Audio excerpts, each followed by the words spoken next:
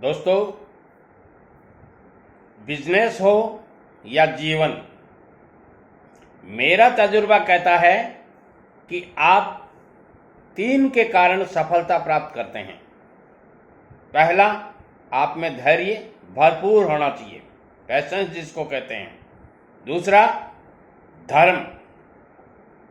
धर्म किसको कहते हैं? धर्म उसको कहते हैं ये धार्यति स धर्मा, जो धारण किया जा सकता है, जिसका अनुसरण किया जा सकता है, वह धर्म कहलाता है।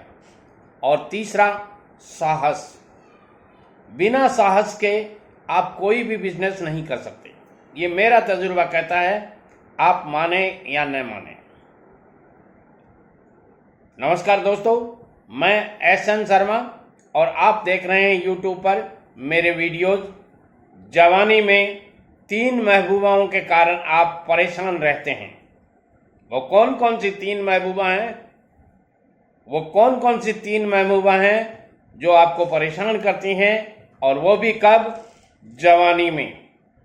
दोस्तों, जवानी एक ऐसा पीरियड होता है जिसमें आदमी जैसा रास्ता पकड़ लेता है उसी रास्ते पर चलने का कोशिश करता है जीवन भर, और उस कोशिश में वो रास्ता कहाँ ले जाता है ये उसके ऊपर निर्भर करता है कि आपने कौन सा रास्ता चुना है। मेरा तजुर्बा कहता है कि 3 कारण से आदमी जवानी में परेशान रहता है। वो 3 कारण कौन कौन से हैं? वो 3 महबूबाएं जिनको मैंने ये नाम दिया है, वो कौन कौन सी महबूबाएं हैं जिनकी तरफ आप ज़्यादा आकर्षित हो जाते हो, और उसके कारण आप अपने जीवन की वो ऊंचाइयां नहीं प्राप्त कर सकते जो आपको करनी चाहिए। सबसे पहली और बहुत ही खतरनाक महबूबा है आपकी वो, जिसका नाम है बेरोजगारी। दोस्तों, बेरोजगारी 2 तरह की होती है मेरी नज़र में। पहली बेरोजगारी होती है वास्तव में बेरोजगारी, और दूसरी होती है छुपी हुई बेरोजगारी। छुपी हुई बेरोजगारी वो होती है जिसको आप छुपाते हो। लोग पूछते हैं आपसे क्या करते हो, अब आप वहां छुपा जाते हो। बहुत कुछ करता हूं, ये करता हूं, वो करता हूं। असली बीमारी ये है कि रोजगार है ही नहीं आपके पास, और आप लोगों को दर्शाते हैं ऐसे हैं जैसे आपके पास बहुत से रोजगार हैं। ये छुपी हुई बेरोजगारी को आपने महबूबा बना लिया है। जिस दिन इसको लात मार कर निकालोगे, हाँ, सुन लीजिए मेरी बात, जिस दिन उसको अपने घर से धक्के मार के निकालोगे, उस दिन आपके गुड डेज, अच्छे दिन आ जाएंगे। दूसरी महबूबा, ध्यान से सुनिए, जाइए मत, अभी 3 मिनट और लूंगा वीडियो में। वो महबूबा है गरीबी। दोस्तों, गरीबी जिसके यहां पहुंच जाती है, और चीजों की जरूरत नहीं होती है उसको। वो सब कुछ अपने आप मटिया मेट कर देती है, बर्बाद कर देती है, आपको सोचने का सुअवसर नहीं देती। मेरा तजुर्बा कहता है, जल्दी से जल्दी अपने घर से बाहर निकालिए इसको। कैसे निकालें आगे बताऊंगा इसी वीडियो में लास्ट में, इसलिए वीडियो को शुरू से लेकर आखिर तक सुनिएगा। गरीबी वो जहर है जिसने एक बार इसकी 1 अंगुली चाट ली, जिंदगी भर गरीबी में ही रहेगा। कुछ करता धरता नहीं है, और बिना किए कुछ नहीं होता। मैं ये नहीं कहता कि पैसा सब कुछ होता है, मगर मेरा मानना यह है कि money is not everything but something. धन सब कुछ नहीं होता है, मगर होता है, और वो भी कितना? यहां मैं मानता हूं बहुत कुछ होता है। धन के बिना आप रोटी नहीं खा सकते, धन के बिना आप तन के कपड़े नहीं पहन सकते,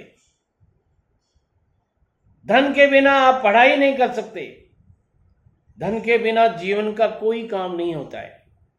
आप कहेंगे दादाजी ये क्या बात बताई आपने, हमने तो बहुत से संतों को कहते हुए देखा है धन हाथ का मैल है, धन कुछ नहीं है, धन के पीछे मत भागो।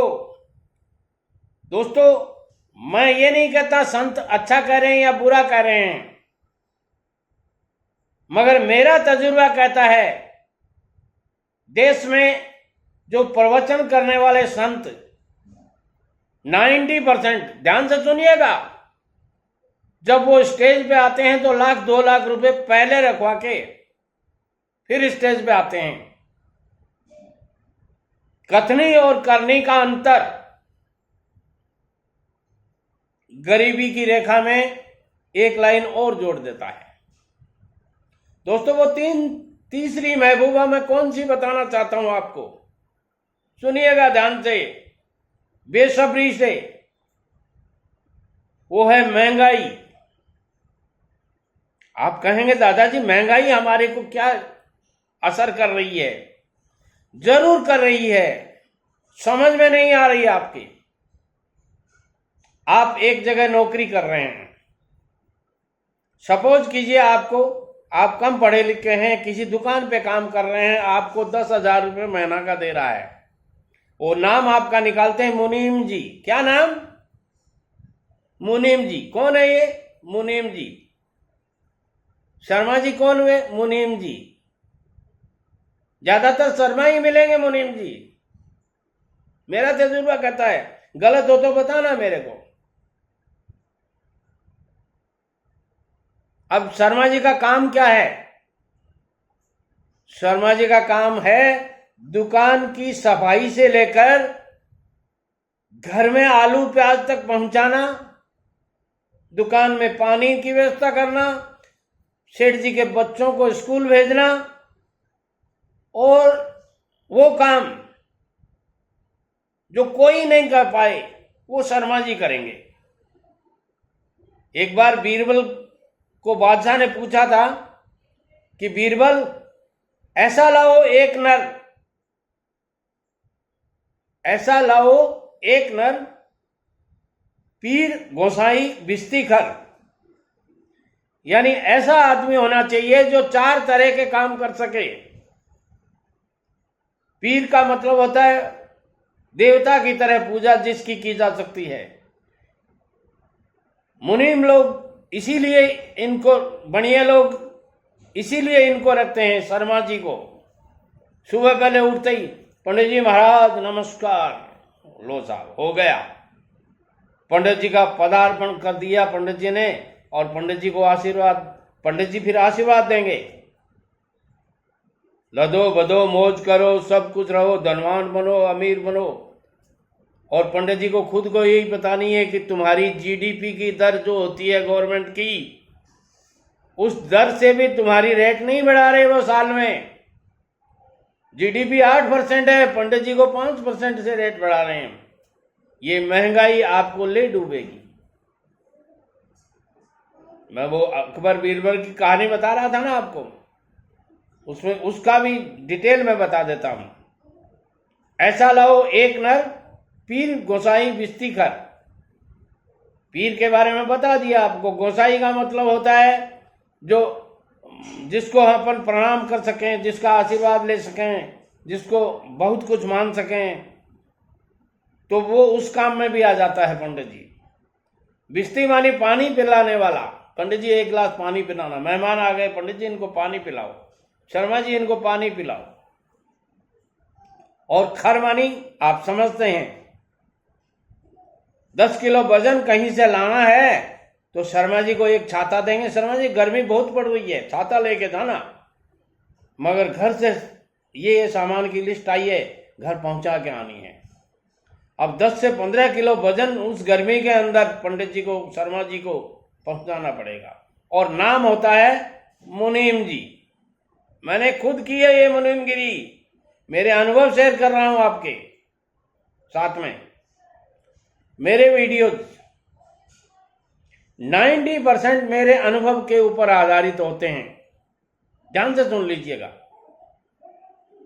इसलिए ये महंगाई की दर जो आपको जीडीपी की दर जो बढ़ती है उससे कम रेट में आप कहीं काम नहीं करें। ध्यान से सुन लीजिए, आप कहीं नौकरी कर रहे हैं, आपका इंक्रीमेंट यदि महंगाई की दर से कम हो रहा है प्रति वर्ष, तो आप इस महंगाई के कारण इसको महबूबा बना के बैठा लिया आपने।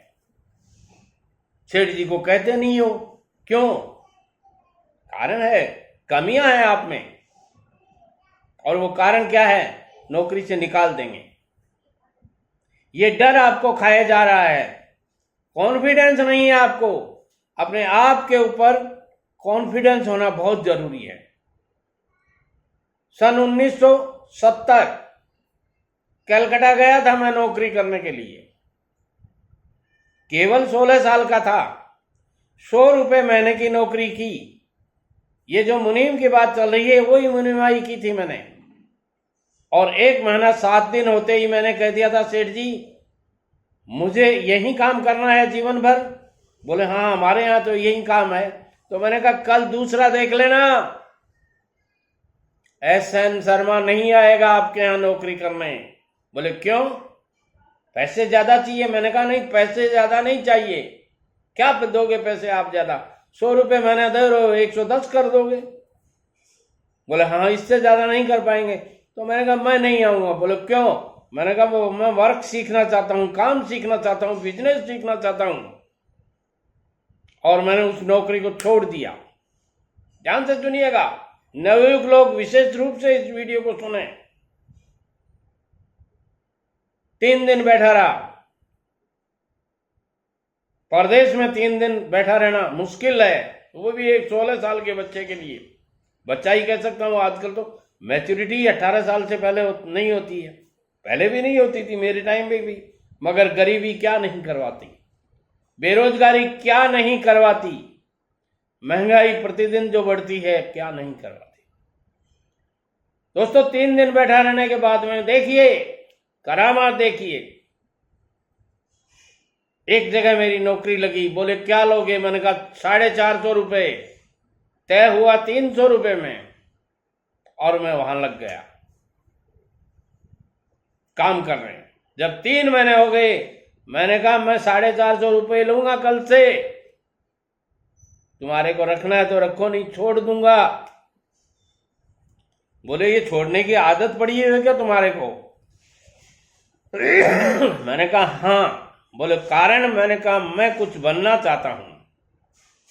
ध्यान से सुनिए। और 4 दिन बैठा रहा, 5 दिन बैठा रहा, 5वें दिन एक नौकरी लगी। बोले क्या लोगे? मैंने कहा 650 रुपए। और 600 रुपए में मैंने 12 महीने नौकरी की। दोस्तों अपनी वैल्यू आप नहीं बढ़ाओगे, अपनी सेल्फ कॉन्फिडेंस से आप सेल्फ असेसमेंट नहीं करोगे कि मैं कितने रुपए का आदमी हूं, कितना काम करता हूं, तब तक आप सक्सेस नहीं होगे। चाहे आप बिजनेस में हो, चाहे आप नौकरी में हो, चाहे आप घर में करते हो कुछ। मैंने बहुत से आदमियों को देखा है, मेरे क्लास फेलोज 70% लोग पूरी जिंदगी जी के चले गए ऐसे ही। ये मेरा तजुर्बा कहता है। हो सकता है आप इन बातों को कहेंगे कि दादाजी ऐसे ही बकवास करते हैं। हो सकता है आप ये कहेंगे दादाजी ये कोई बातें बताने की है क्या? बेटे लोगों, मेरे जीवन का अनुभव कहता है यही बातें बताने की हैं। और ये बातें मैं जो बता रहा हूं वो आपके दादाजी को आपको पहले बता देनी चाहिए थी। इसलिए यदि आपके दादाजी आज भी मौजूद हैं, आप ये वीडियो उनको शेयर कीजिएगा कि दादाजी ये बातें आपने मेरे को क्यों नहीं बताई। जिंदगी में 90% आदमी इन बातों के लिए तरस रहे हैं, या उनको ये सौभाग्य नहीं मिला है इन बातों को सीखने का। नमस्कार।